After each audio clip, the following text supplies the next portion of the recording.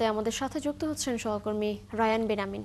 Ryan, রাতে শিক্ষার্থীদের সংঘর্ষের পর সাভারের ওই এলাকার এখন পরিস্থিতি কেমন দেখতে পাচ্ছেন? কি বলছেন পুলিশ এবং বিশ্ববিদ্যালয় কর্তৃপক্ষ, এবং আহতদের শারীরিক পরিস্থিতি নিয়ে চিকিৎসকরা কি জানালেন, সব মিলিয়ে জানাবেন। মার্জিয়া, পরিস্থিতি বলতে গেলে থমথমে। সিটি ইউনিভার্সিটি শিক্ষার্থী যারা আছেন তারা এখন ক্যাম্পাসের ভেতরে অবস্থান করছেন।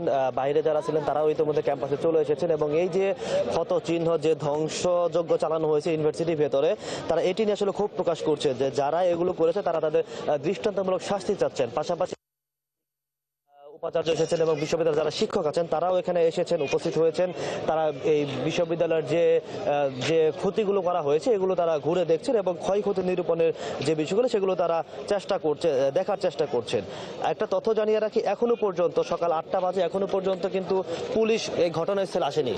গতকালকে রাতে আমরা যেটা জানতে পেরেছি, ঘটনা যখন একদম শুরু হয় রাত 9টার পর, তখন একদম পুলিশ এসেছিল। তার পরবর্তীতে যখন মূল ঘটনা শুরু হয় রাত 12টার পর, যখন হামলা চালানো হয় ড্যাফোডিলের শিক্ষার্থীরা, যখন সিটি ইউনিভার্সিটির উপর হামলা চালায়, গাড়িগুলোতে আগুন ধরিয়ে দেয়, প্রশাসনিক ভবন ভাঙচুর করে, তখন কিন্তু পুলিশ আশপাশে ছিল না। এই শিক্ষার্থী সহ যারা শিক্ষক আছেন তারা পুলিশের সাথে বারবার যোগাযোগ করার চেষ্টা করেছেন, সেনাবাহিনীর সাথে যোগাযোগ করার চেষ্টা করেছে, কিন্তু তারা আসলে এখানে আসেননি। এখনো পর্যন্ত তারা এখানে আসেননি। এটা হচ্ছে তাদের প্রশাসনিক ভবনের নিচতলা। এর আগে বাইরের অবস্থাটা দেখাচ্ছিলাম, এবার ভেতরটা একটু দেখাই যে আসলে কিরকম ক্ষতি আসলে করা হয়েছে। আসলে বলা যায় যে এখানে কোনো কিছুই বাকি নেই, লুটপাট করা হয়েছে। ভেতর থেকে কম্পিউটার, টাকা পয়সা, ইউনিভার্সিটি কর্তৃপক্ষ অভিযোগ করছে যে তাদের যে টাকা পয়সা ছিল অ্যাকাউন্ট সেকশন থেকে, সেগুলো লুটপাট করা হয়েছে। ভেতরে কোনো কম্পিউটারই আসলে অক্ষত নেই। অনেকগুলো কম্পিউটার আমরা রাতে দেখেছি যে ড্যাফোডিলের শিক্ষার্থী যারা হামলা চালিয়েছেন, যারা চারপাশ ঘিরে রেখেছিলেন, তারা নিয়ে গেছেন বেশ কয়েকটি কম্পিউটার, আর এখানে সবকিছুই আসলে তছনছ করে রাখা হয়েছে। এর বাইরে এখন পর্যন্ত রাতে 3টি বাসে, সিটি ইউনিভার্সিটির 3টি বাসে আগুন দেওয়া হয়েছে।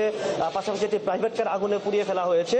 আর সামনে একটি মাইক্রোবাস দেখতে পাচ্ছেন, এরকম 2টি মাইক্রোবাস এবং 2টি বাস, আর পাশে আরো একটা মাইক্রোবাস আছে, পাশাপাশি 2টি মোটর সাইকেল, সব মিলে প্রায় 10টি গাড়ি পুরোপুরি ক্ষতিগ্রস্ত হয়েছে সিটি ইউনিভার্সিটির। আর ঘটনার পর যেটা আমরা যখন এই যে এখানে এরকম ধ্বংসযজ্ঞ চলে ইউনিভার্সিটির ভেতরে বা ইউনিভার্সিটির চারপাশে, আমরা ড্যাফোডিল ইউনিভার্সিটির ক্ষেত্রে যেটা দেখেছি যে ইউনিভার্সিটির প্রক্টর রাত 3:30টার পর আমরা দেখেছি যে প্রক্টর কিন্তু এখান থেকে কিছুটা দূরে, ড্যাফোডিল ইউনিভার্সিটির যিনি প্রক্টর ছিলেন কিছুটা দূরে তিনি অবস্থান করছিলেন এবং ড্যাফোডিলের শিক্ষার্থীদের সাথে তিনি অবস্থান করছিলেন। কিন্তু আসলে তিনি তার শিক্ষার্থীদের নিবৃত্ত করা বা এইরকম কাজ থেকে বিরত রাখার যে বিষয়গুলো, সেখান থেকে আসলে তিনি তাদেরকে নিবৃত্ত করেননি, যেটা আমরা দেখতে পেয়েছি। তো এই ছিল এখন পর্যন্ত আমার কাছ থেকে সিটি ইউনিভার্সিটির সবশেষ তথ্য। রায়ান, ধন্যবাদ আপনাকে যুক্ত হবার জন্য। আপনি সঙ্গে থাকবেন। দর্শক, সাভারে 2 ইউনিভার্সিটির সংঘর্ষের পর সর্বশেষ তথ্য জানাচ্ছিলেন আমাদের সহকর্মী রায়ান বেনামিন।